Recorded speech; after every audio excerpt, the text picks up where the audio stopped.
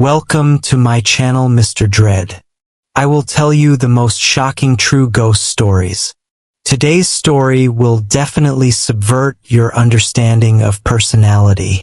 One day, the New Zealand police received a letter from someone claiming to be a psychologist from overseas. The letter stated that a former patient with mental illness had told him an incredible story about this person before he came to New Zealand. When the police received the letter, they took it very seriously and subsequently held several video conferences with the psychologist who was far away from home to learn the whole story. The story goes something like this. The psychiatrist's patient is called Alan, who is also the protagonist of the story. He is 35 years old and suffers from a very rare mental illness, multiple personality disorder, which is what everyone has heard of. The doctor introduced in the letter that the patient himself had two personalities, one of which was the master personality, that is, Alan himself. There is another personality called the observer. As the name suggests, we can understand that the mag personality among the two personalities is just like us normal people. He controls the daily life in the patient's body, while the observer is responsible for supervising the Alan personality. Why do we need extra people to supervise Alan? One of the main reasons is that Alan himself often suffers from short-term memory loss in his daily life. That is, he suddenly forgot what he had done or was going to do. At this time, the observer personality would appear and collect the occasional missing memories of Alan, and then summarize them to Alan's personality. In this way, Alan will have a relatively complete set of memories at any time. After several diagnoses, the psychologist discovered that Alan's main personality was abnormally timid and fearful. As for another personality, observer, psychologists actually don't know much, because this personality has never appeared in many in-depth treatments. Even Alan himself has never seen this observer. In other words, in a sense, he himself may not be aware that there is another person living in his body. Maybe everyone has some understanding of multiple personality. In some patients, the multiple personalities do not know each other. Yes, some of them may know each other. So Alan knows that he has multiple personalities, but he has never seen the observer, and he doesn't know. Let me first talk about Alan's background. He is a local rich second generation, the kind who is not short of money. His hobby is to travel around the world, but this is not contradictory to his timid personality. So the doctor finally judged that it might be because of the existence of the observer that Alan likes to travel and adventure, which is extremely contradictory to him.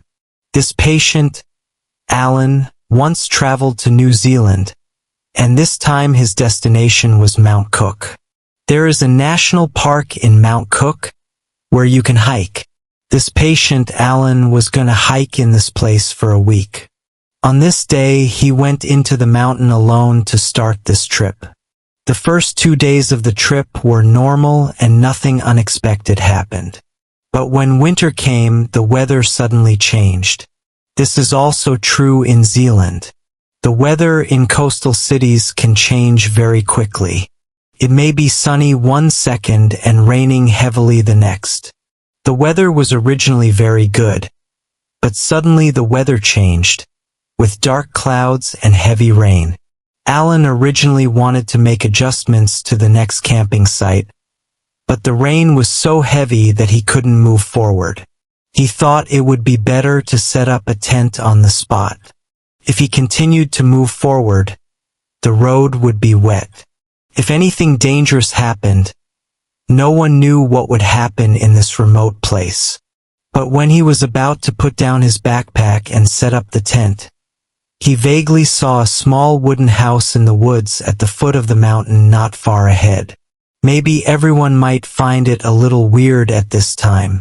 Why would a small wooden house suddenly appear in the deep mountains? A little explanation here, this is quite normal and common in New Zealand. Because along the way where we can hike, there are always a few simple wooden houses for tourists to use as resting places. Usually they would take a short rest and make adjustments here before continuing on the next leg of the journey.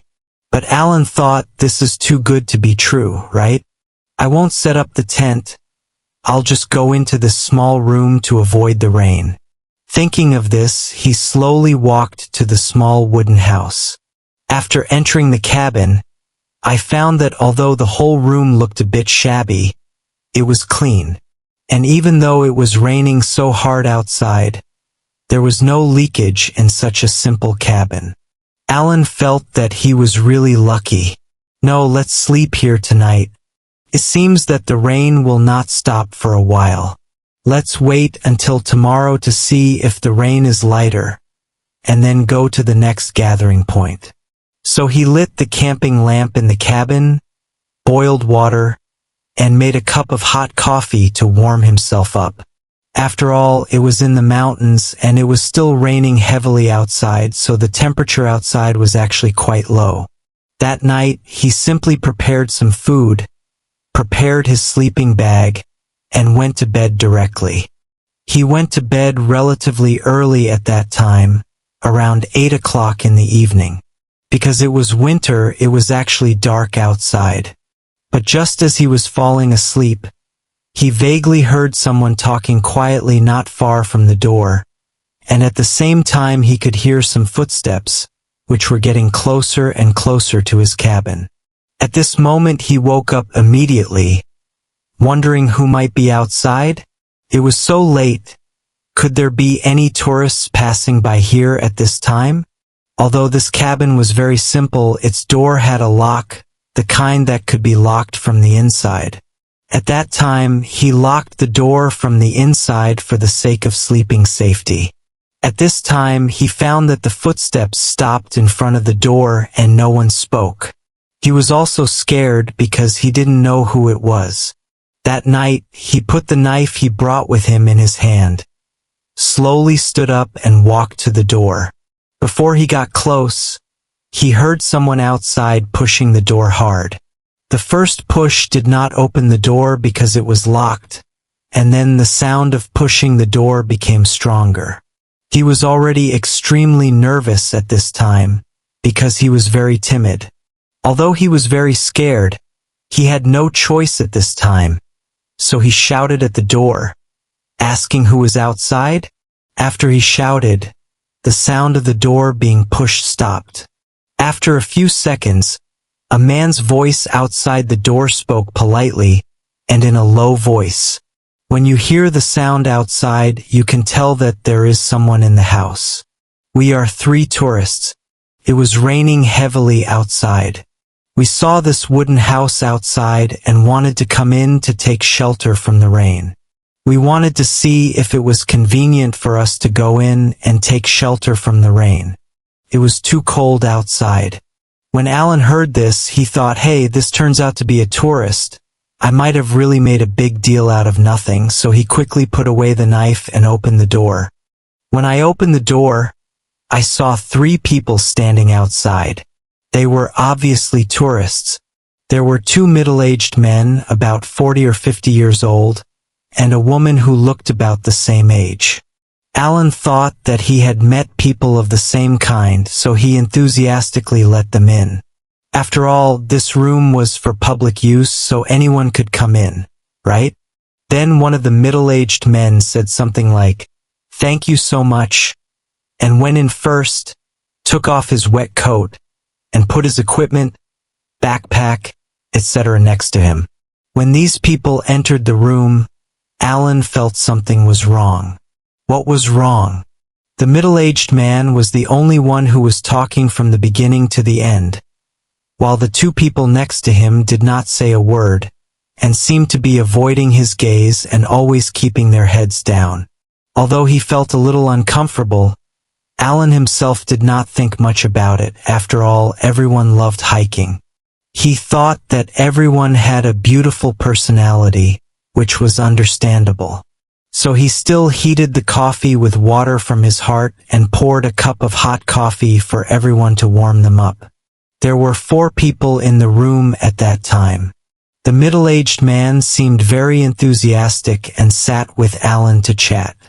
The middle-aged woman and another person sat a little further away, leaning against the wall, drinking coffee with their heads down, and didn't talk or look at them. After a brief conversation, Alan learned that the middle-aged man he was talking to was named Norman.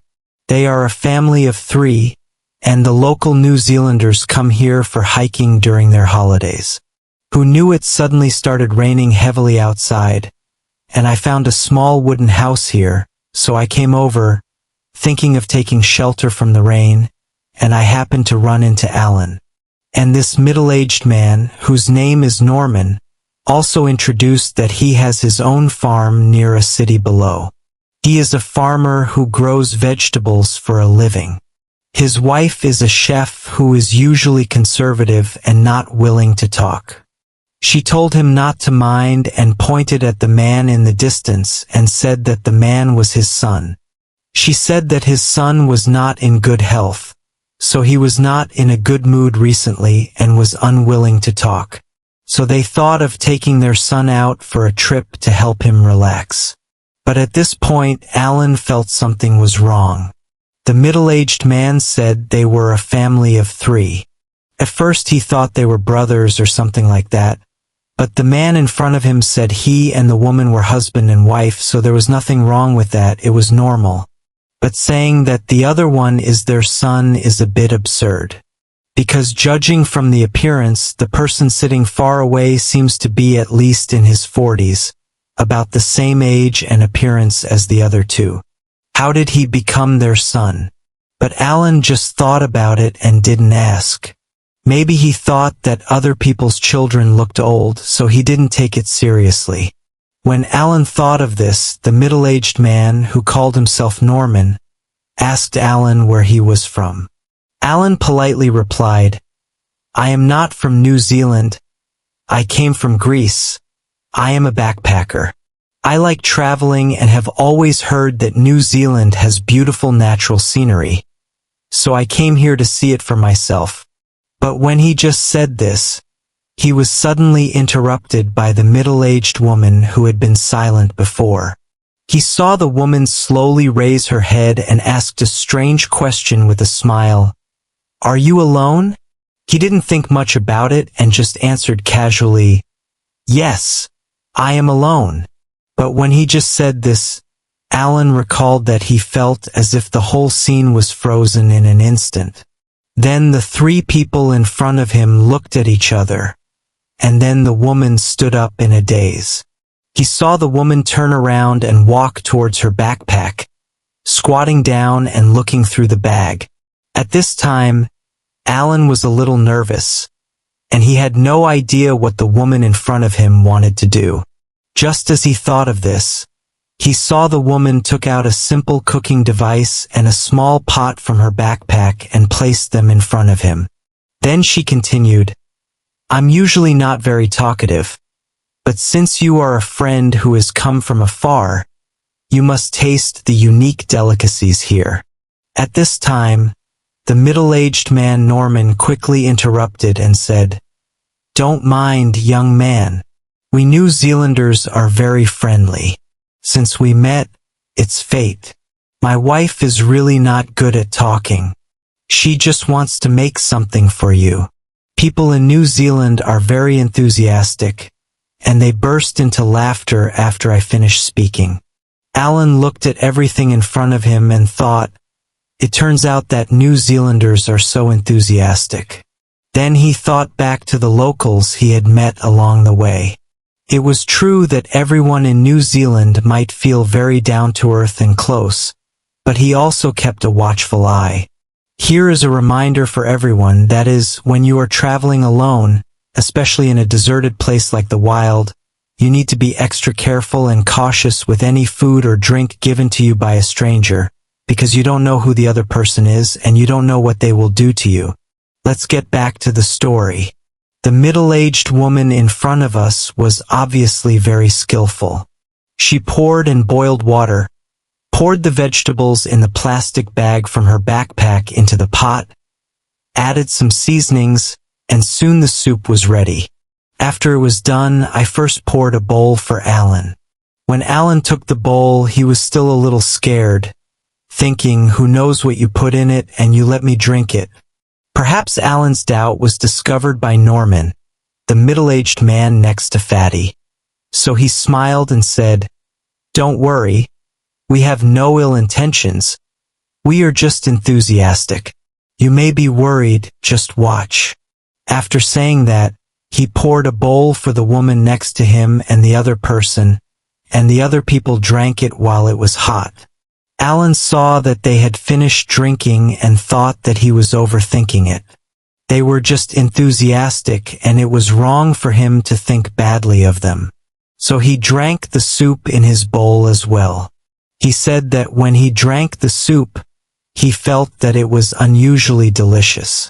He said he had never tasted such delicious soup in his life, and after drinking it, everyone let down their initial guard. Then they chatted and drank all the soup. But after they chatted for a while, they felt that it was quite late, and after drinking, their bodies were warm, so they simply packed up and went to sleep in their sleeping bags. Halfway through his sleep, Alan felt someone shaking him hard, so he opened his eyes dazedly. He looked up and found that the middle-aged man Norman was squatting in front of him, pushing him with his hand. He subconsciously asked, "Is it dawn yet?" The middle-aged man did not respond to this question, and said seriously, "Wake up, we need to talk. Come on, let's talk." Alan thought, "I'm half asleep. What can I talk about? Haven't we talked about it before?" He sat up lazily and rubbed his eyes. At this moment, he suddenly found that his sleeping bag was gone, and his backpack was gone too. This made him suddenly very sober, and he raised his head and looked around, and he found that he was not in the original cabin, and it was pitch black around him, and it was very empty. At this time, he found that Norman was standing not far from him and looking at him. Alan subconsciously asked in fear, "Where am I now? Why am I here?" Then Norman said slowly, "Don't be nervous. Your body is still in the original place. He is still alive. Before we start the next conversation, your friend can come out because I have seen him." Alan was very confused after hearing this, thinking, "What are you talking about? I don't understand it at all." But just as Alan thought of this, an open door suddenly appeared behind him and a man walked out of the door and quietly walked to Alan's side. "Who is this person?" He introduced himself to Alan and said, "Hello, Alan. I am your observer." Alan was completely confused when he heard this, because this was the first time he had seen this person in his life. Before, there was always a voice in his head, telling him about some lost memories, etc. But this time he really saw the real person. Alan recalled that the man next to him, who called himself the observer, was dressed in a suit and looked very serious. Then the observer spoke to the middle-aged man, Norman, and said, "My friend, I am out now. Please call the person behind you out as well. Otherwise we will have nothing to talk about." At this time, Alan saw two doors suddenly appear in the dark space behind Norman, and two people walked out of the doors. Alan vaguely recognized one of them at a glance. That person was the wife of the middle-aged man. Why did he vaguely recognize her? They don't look exactly alike, but they are a little similar. The other person who came out was a stranger, but he looked like a young man around 20 years old. Alan was confused at this time. In front of him was the observer he saw for the first time, and opposite him were three people. He had no idea what was going on, so he started to panic. Because he was timid, He wanted to ask the observer what was going on. The observer was unusually calm. He ignored Alan in front of him and stared at the three people opposite him. He then said, "We can start talking now." Norman on the other side began to speak. "First of all, I am sorry that we are meeting in this way, but this conversation will not be long. Let me introduce myself first. My name is Norman. To put it bluntly, I am the same as you. I am a person with multiple personalities, and I am the main personality." Then I pointed to the middle-aged woman next to me and said that she is my second personality and the name is not important. Then I pointed to the boy next to me and said that he is my third personality. Our two children, our three personalities could have lived together in one body. But one day I realized, why do we have to live crowded together in the same body? Instead of living in the same body, we should put them in other bodies so that we can become a real family in reality. Of course, this idea of mine was simply a fantasy at the time. Who could have thought that I could assign different personalities of my own to other people? But perhaps fate has not abandoned people like us. I discovered by chance that I can indeed insert other personalities bound in my body into other people's bodies through some method. However, this requires very strict practical conditions. First of all, we can't use any body at will. If there is only one personality in an individual, if we forcibly occupy it, it is obvious that the body will not give us a chance, and the death of its original body will follow. Of course, this is the conclusion we reached after many experiments. I did not pursue this point any further. On the other hand, I found that people who use contraband for a long time can be taken advantage of by us at certain moments, because their mental will is on the edge of being very fragile, and they cannot distinguish the boundary between reality and illusion, which also gives us an opportunity to take advantage of them.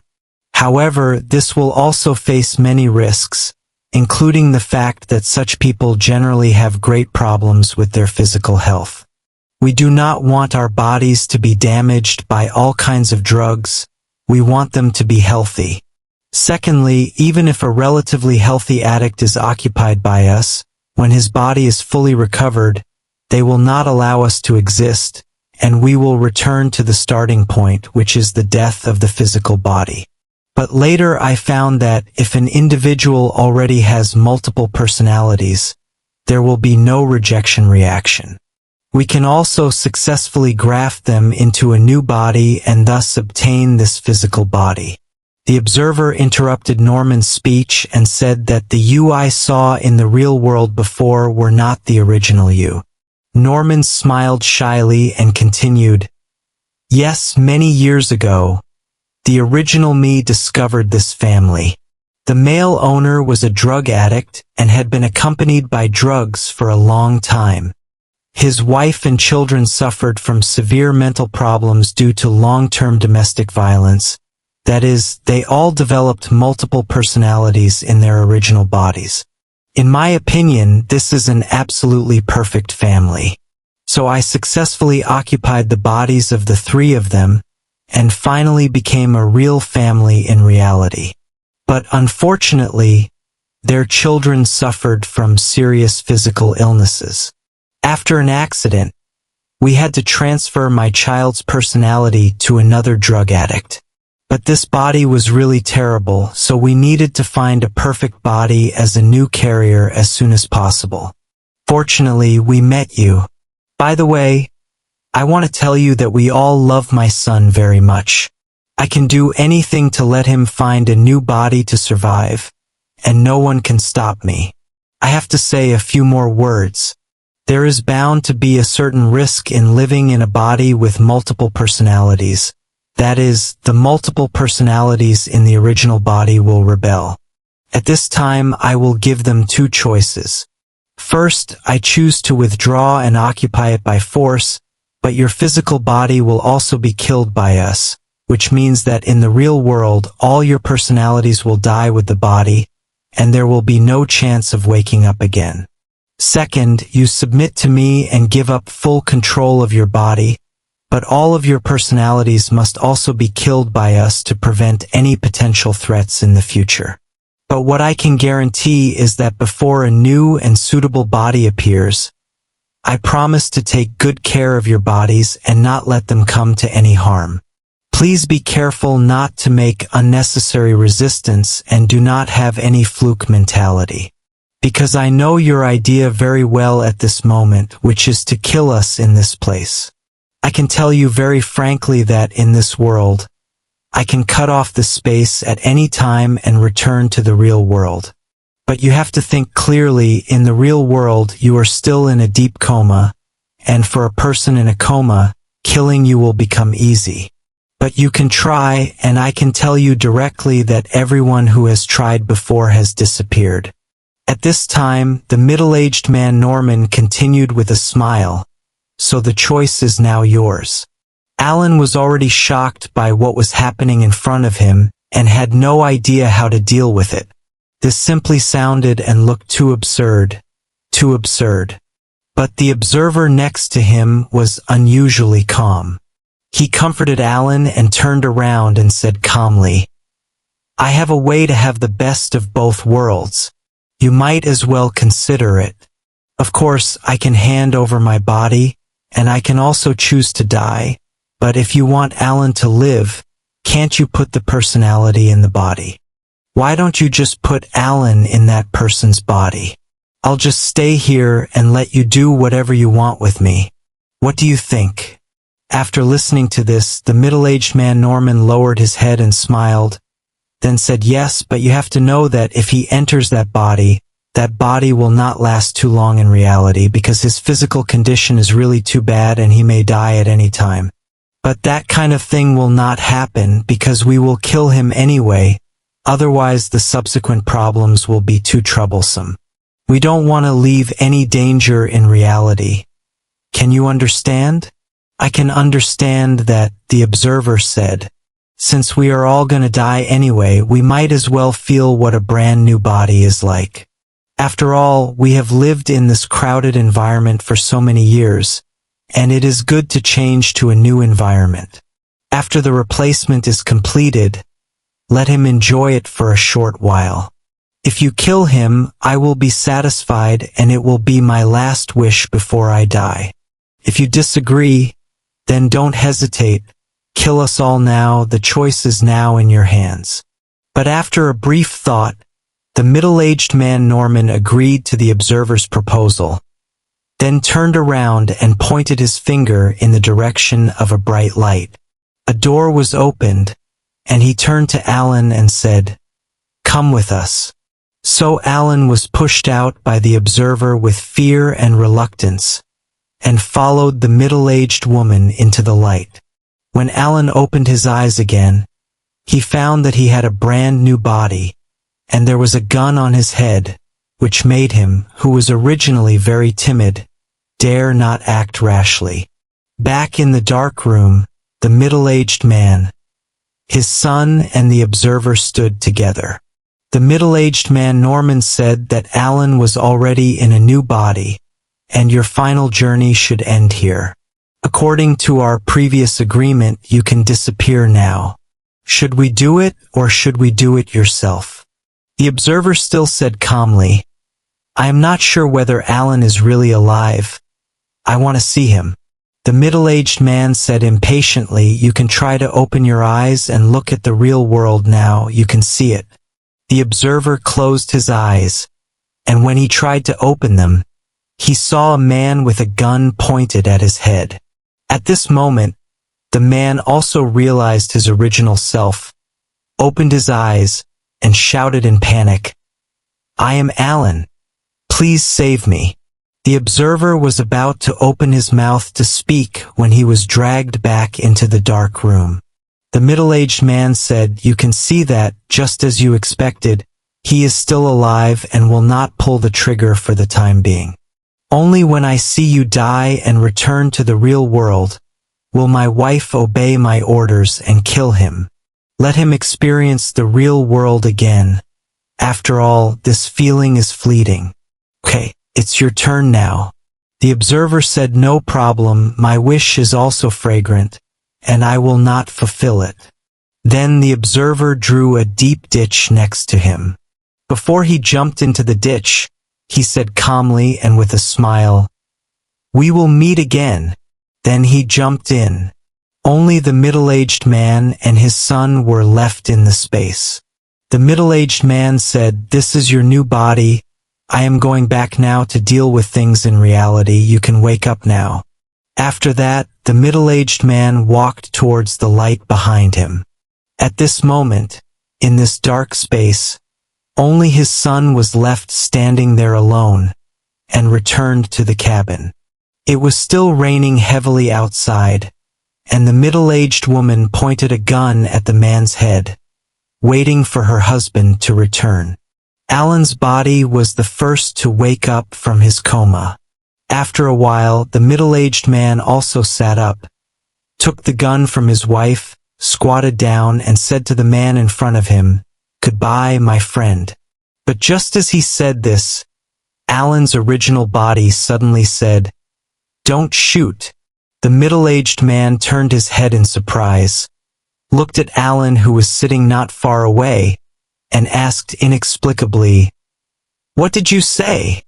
Alan said that he couldn't be killed because in this body, there were not only two personalities, him and the observer, but also a third, a fourth, and many more. At this time, Alan's voice became more and more frightened, and then another voice came out of Alan's mouth. Let the man go or we will kill your son. I think you don't want to lose him. Let me introduce myself. My name is Alan, and I'm a gang member. Your son is in my hands now. Do you want your son to leave you forever? Or do we both take a step back and let Alan leave here? What I can guarantee is that your son will live. The choice is in your hands.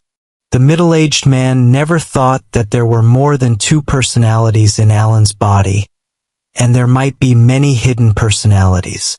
But facing all this, for the safety of his son, he couldn't help but make a decision, which was to let Alan in the other body go. The next day, the sun rose and the rain stopped. For the safety of the new Alan, the four of them walked out of the mountains together and returned to the middle-aged man's home.